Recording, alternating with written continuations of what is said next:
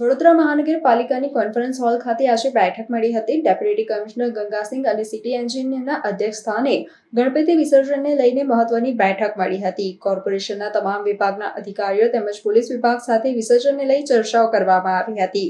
કૃત્રિમ તળાવ ખાતે ગણેશ વિસર્જનને લગતી કામગીરી અને વ્યવસ્થાના સુઝાવ અધિકારીઓ પાસે લીધા હતા।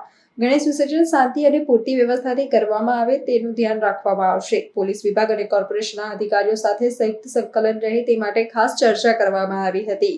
પાણી, લાઇટ, બેરિકેડ, સ્ટેજ અને વિસર્જન કરવા આવતા ભક્તોને અગવડ ન પડે તેનું ખાસ ધ્યાન રાખવામાં આવશે।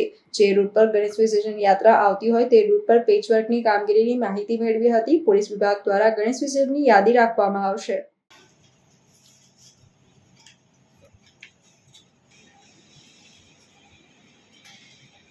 પેકેજની રિક્વાયરમેન્ટ હોય તે આજે સાંજ સુધીમાં